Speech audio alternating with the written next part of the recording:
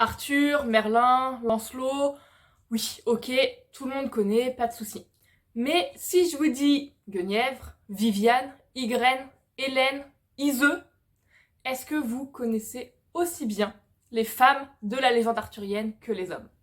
Je m'appelle Lucille, je suis prof de français langue étrangère et j'aide les autres profs à rendre leurs cours plus fun, plus créatifs, plus originaux, et j'aide aussi les apprenants qui ont déjà un bon niveau à continuer à progresser, notamment avec la culture nerd.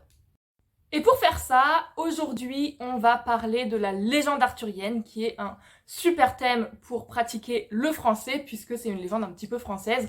J'en parlais dans une autre vidéo il y a quelques semaines, et je vais vous raconter aussi d'ailleurs pourquoi je n'aime pas Merlin. Voilà, donc si ça vous intéresse, allez voir. Mais aujourd'hui, on oublie un petit peu tous ces hommes, et on se concentre sur les femmes, parce que oui, il y en a, oui, elles sont géniales, et oui, elles méritent qu'on parle beaucoup, beaucoup plus d'elles. Donc aujourd'hui dans cette vidéo, je vais vous présenter quelques femmes de la légende arthurienne d'un point de vue un petit peu plus global que ce qu'on entend généralement. Par exemple, Guenièvre, on parle toujours d'elle que par rapport au triangle amoureux Arthur, Lancelot, Guenièvre. Oui, ok, c'est super important, mais bon, on peut peut-être parler aussi des autres choses qu'elle fait. Et donc déjà, si on commence par Guenièvre, eh bien, rien qu'au niveau de son nom, il y a des choses assez intéressantes puisque ça vient d'un nom gallois que je vais vous écrire et que je ne vais pas essayer de prononcer parce que je pense que je vais le massacrer. Mais voilà, il est écrit là. Et en fait, ce nom, tout simplement, ça signifie esprit blanc ou fée blanche, ce qui est assez intéressant puisque ça renvoie du coup aux origines celtiques du conte. Et d'autant plus quand dans la plupart des versions un petit peu plus... alors toujours super anciennes, mais quand même un peu plus récentes, genre 12e, 13e, 14e siècle, Guenièvre devient quand même une figure du christianisme, donc c'est intéressant de voir ce nom-là. Une autre chose qui est intéressante, c'est que dans certaines versions, la plupart d'ailleurs, c'est la fille d'un roi, d'accord? C'est la fille de Léodagan, qui est donc le roi de Carmélide. Donc c'est pas n'importe qui, enfin c'est pas une fille lambda, c'était quand même déjà à la base une fille de roi. Donc, Guenièvre, dans la plupart des récits de base, au cœur de la légende arthurienne, on en parle tout le temps parce que c'est l'épouse d'Arthur, mais elle a quand même un rôle assez passif. C'est-à-dire qu'elle est là, on parle d'elle, mais elle ne fait pas forcément grand-chose, ce qui est un peu dommage. Et on lui connaît quand même certaines qualités. On sait que c'est une dame de la cour, on sait qu'elle est souvent avec les chevaliers, elle les écoute très souvent raconter leurs histoires, elle les inspire. C'est un petit peu la muse de la cour. Et c'est aussi une femme forte. La légende arthurienne, et notamment à partir du moment où l'intrigue avec Lancelot a été lancée, c'est à l'époque de l'amour courtois. Donc l'amour courtois, ça implique que l'homme va quand même répondre en fait à tous les désirs de sa dame, va faire un petit peu tout ce qu'elle lui demande, et donc on retrouve ça aussi dans la légende arthurienne avec Guenièvre qui a un petit peu l'ascendant entre guillemets sur Lancelot, qui, voilà, Lancelot vraiment il l'adore, il fait tout ce qu'elle veut, etc. Et donc en termes d'événements marquants, il y a deux événements qu'on retrouve très souvent dans les histoires qui sont liées à Guenièvre. Il y a toujours, peu importe la version, mais il y a toujours une histoire d'enlèvement. Et puis bien sûr, il y a le triangle amoureux avec Lancelot. Alors l'enlèvement, il a deux versions. Il y a une version où en fait c'est en lien avec Mordred, qui est donc le fils slash neveu d'Arthur, qu'il a eu avec sa sœur Morgane. Oui, bon, voilà, on en reparlera. Et en fait ce qui se passe, c'est que Arthur, il doit partir faire je ne sais plus quoi, et il laisse donc le royaume et surtout la protection de Guenièvre à Mordred. Sauf que Mordred, en fait, il en profite pour séduire Guenièvre et se faire proclamer roi. Voilà. Et donc quand Arthur revient et qu'il veut récupérer son royaume, sa reine, etc., ça mène à des batailles, bien sûr une espèce de guerre en fait, qui se termine à Camlann, qui est donc le lieu et la bataille où Arthur et Mordred meurent en s'entretuant. Et la deuxième version de l'enlèvement, c'est celle de Chrétien de Troyes qu'on retrouve. Et dans celle-là, c'est pas Mordred, c'est un autre gars, c'est Méléagant. Bon, vous pouvez chercher qui c'est si vous voulez, ici on se concentre vraiment plutôt sur les femmes. Donc Méléagant qui enlève Guenièvre et qui l'emmène dans son royaume, Et là, ce qui est intéressant, c'est que dans l'histoire de Chrétien de Troyes, c'est pas Arthur qui va venir sauver Guenièvre, c'est Lancelot. Et c'est là que commence l'histoire d'amour de Guenièvre et Lancelot, en fait. Avec cet enlèvement, avec cet épisode-là, qui est donc super important dans les légendes. Et puis bien sûr, quand on parle de Guenièvre, eh bien il y a toujours cette histoire d'amour avec Lancelot, il y a l'histoire de l'adultère. Ce qui est intéressant à nouveau, c'est que dans certaines versions, c'est Mordred, à nouveau encore lui, qui va tout raconter à Arthur, et qui du coup va déclencher toute une série de problèmes, qui se culminent à nouveau à Camlann avec la mort d'Arthur et de Mordred. Et du coup, ce qui est assez intéressant, c'est que dans beaucoup de versions, alors pas toutes, parce que dans certaines versions, en fait, Mordred n'y est pour rien, c'est Morgane qui a enlevé Lancelot, et Lancelot a dessiné sur les murs de la grotte son histoire d'amour avec Guenièvre, et du coup, quand il est libéré, bah oui, on voit les dessins. Oups. Mais dans pas mal de versions, en tout cas, Guenièvre, elle est quand même de près ou de loin liée à la mort d'Arthur, en fait. Puisque soit ça débute avec donc Mordred qui s'est proclamé roi, mais en fait il voulait surtout épouser Guenièvre, donc c'est quand même lié à elle, même si la pauvre elle avait rien demandé. Ou si Mordred dévoile l'adultère de Guenièvre, et que c'est ça à nouveau qui est le point en fait déclencheur de toute la série d'événements qui mènent à la mort d'Arthur.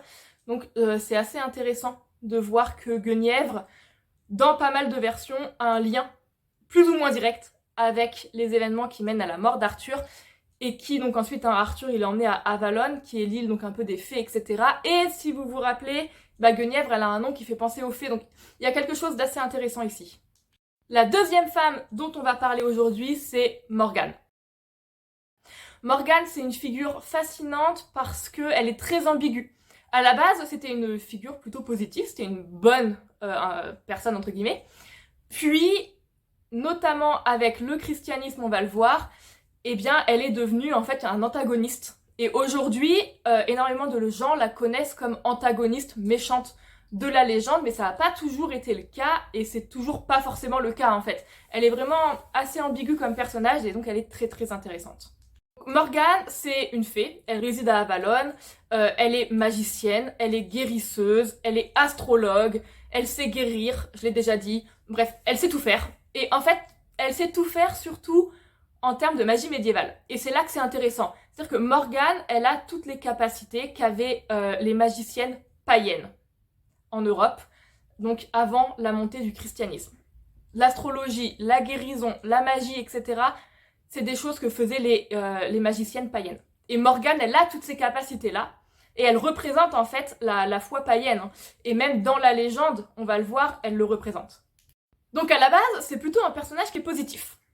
Elle va guérir les chevaliers, elle va amener Arthur à Avalon après sa mort pour qu'il puisse reposer et revenir, vous savez, hein, la légende qui dit que le roi Arthur reviendra quand on aura besoin de lui, etc., etc.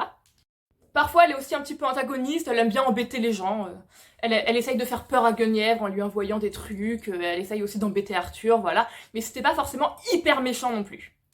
Et donc je vous le disais, Morgane, elle représente la magie païenne, et c'est assez présent dans pas mal de récits où elle veut protéger l'île de Bretagne du catholicisme, du christianisme, et notamment de Guenièvre, qui va représenter ce christianisme parce que c'est une reine qui est très pieuse.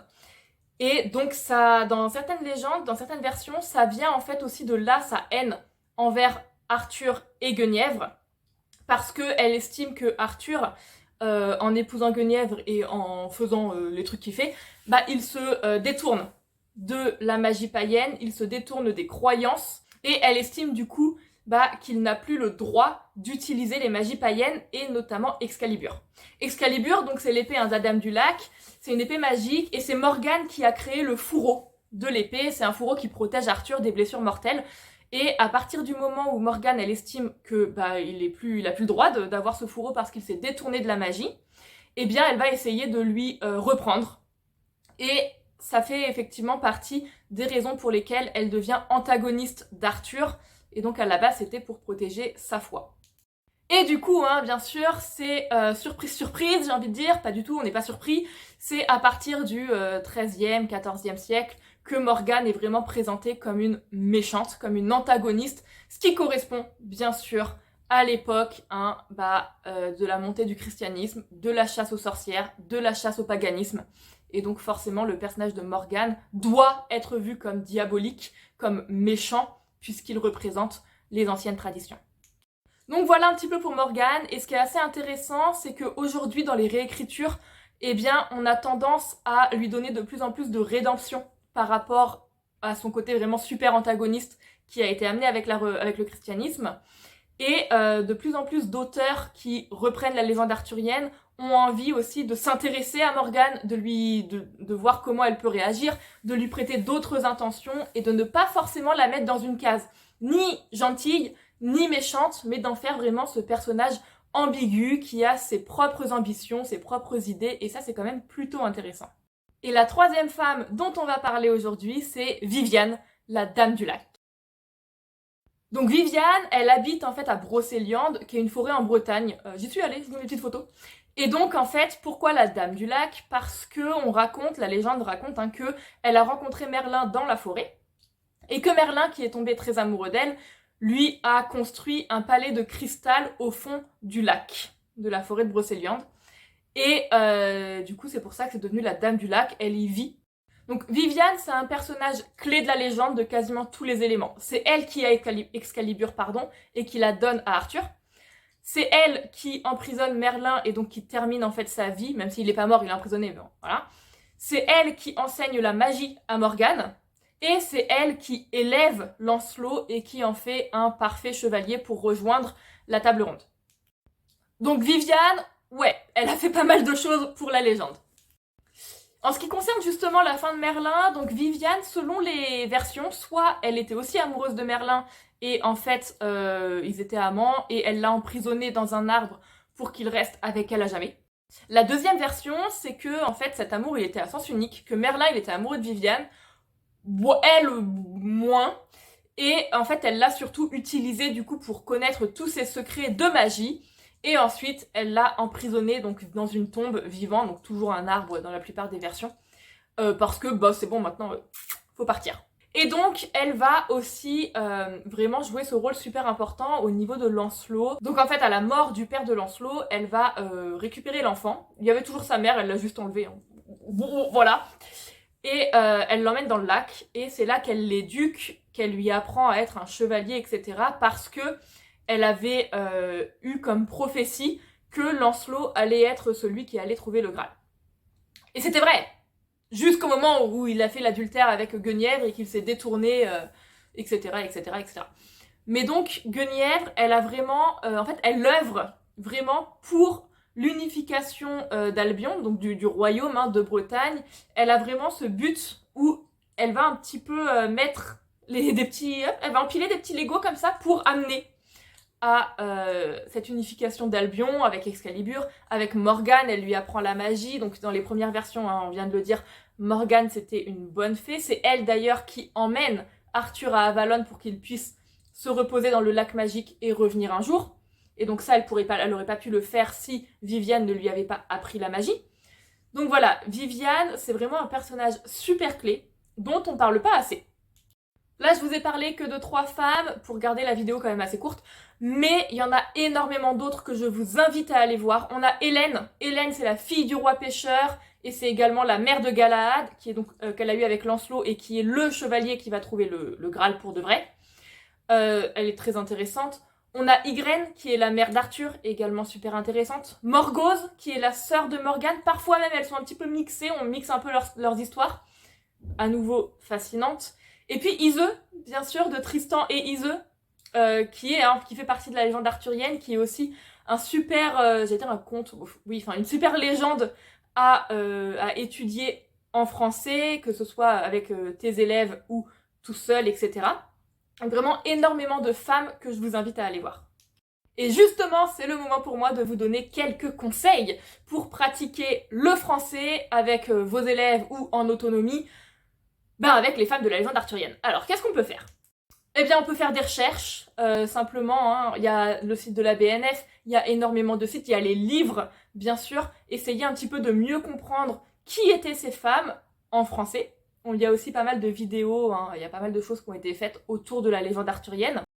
On peut aussi aller voir comment elles sont représentées dans les réécritures, dans les récits originels, dans les récits plus modernes, dans les films, dans les séries. Il y a énormément de récits arthuriens, donc il y a vraiment de quoi faire pour aller analyser leur représentation. Une idée que j'aime beaucoup, que j'avais fait à la fac, alors c'était sur le mythe d'Électre, mais c'est transposable, c'est d'aller chercher 2 œuvres. Faites celle que vous voulez. Donc par exemple, pourquoi pas une œuvre moderne, peut-être jeunesse, allez, et une œuvre plus ancienne, et pour les adultes, et d'aller déjà les lire, ou les regarder, etc. Et en fait comparer comment le même personnage féminin, donc vous choisissez un personnage féminin, par exemple Guenièvre, Morgane, Viviane, c'est les trois principales. C'est-à-dire que si vous prenez par exemple Hélène, vous allez avoir plus de mal à trouver malheureusement des représentations, même si c'est possible. Et d'aller voir comment elles sont représentées et de comparer en fait, d'analyser, d'essayer de comprendre quel langage est utilisé. Est-ce qu'elles sont représentées de manière positive, négative? Morgane, ça peut être très intéressant de faire ça puisque c'est un personnage très ambigu. Donc par exemple, voilà, dans deux œuvres différentes, qu'est-ce qu'on a voulu faire avec ce personnage? Comment elle est représentée? Quel est l'impact? Et comment ça a été fait? Quels sont les mots qui ont été choisis, etc. Et ça peut être super intéressant de faire ce travail-là en français pour pratiquer.